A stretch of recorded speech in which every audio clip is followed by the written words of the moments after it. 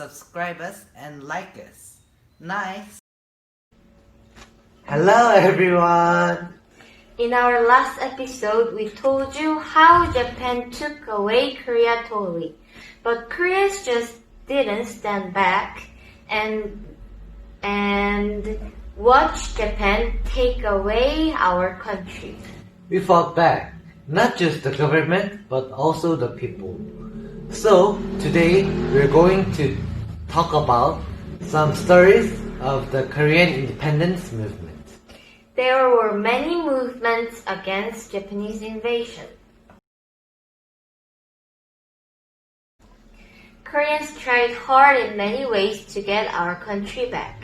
Some donated money, some made newsletters, and some were on site fighting against Japan. These people were the independence activists. Anjangun is one of the first person Koreans think of when we hear the word independence activist. This is because of his assassination of Ito Hirobumi, who was the prime minister and also the leader of the invasion. When Anjangun heard Ito was coming to Harbin, Russia, he and his team quickly went to several train stations Ito might visit. Anjangun saw him getting off the train and with a pistol shot him 3 times in the chest.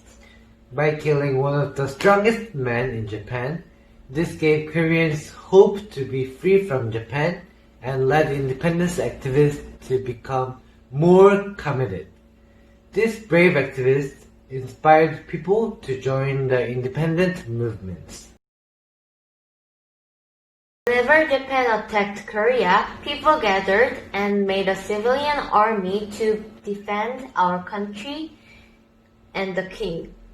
When the Queen of Korea was murdered by samurais, people were furious, and an armed army was raised voluntarily by people to protect our country and the king.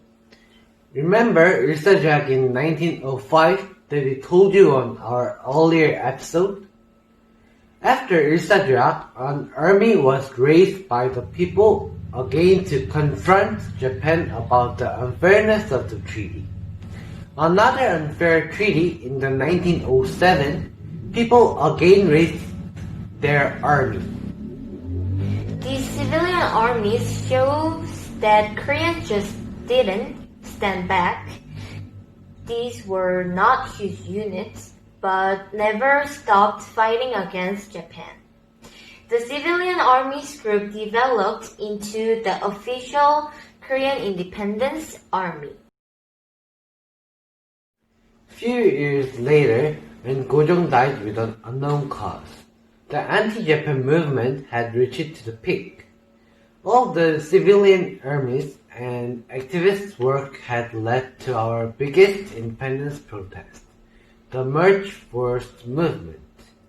It was a huge protest all over Korea. Even though it was a non-violent protest, Japanese army and police blocked and attacked people who were unarmed, like always.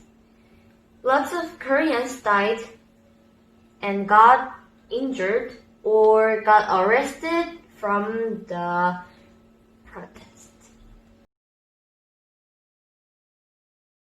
March First movement made Koreans become stronger than ever. Koreans protested harder and stronger even by force.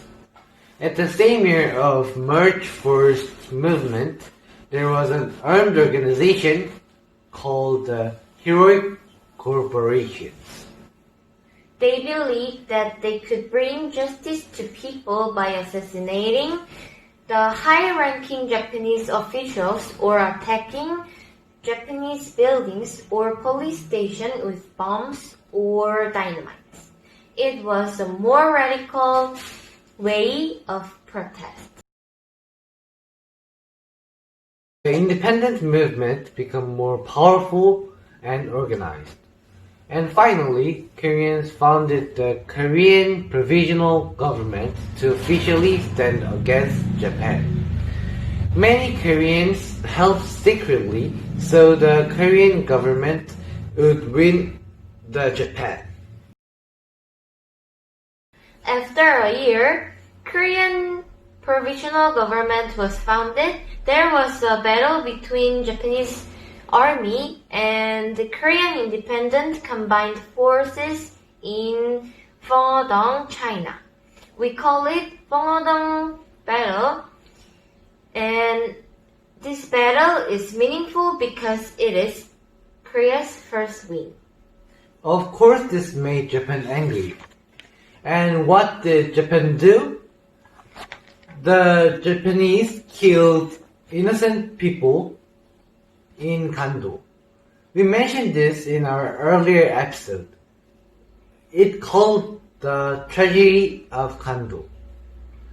And after that, there was another battle at Qingxianli, China, which we won again. In both battles, Korea had to fight with a very small unit against strong and well-trained Japanese army. But the will for the independence made us to move smart and win the battles. Koreans didn't give up even after all these tragedies. Our independent movement never stopped.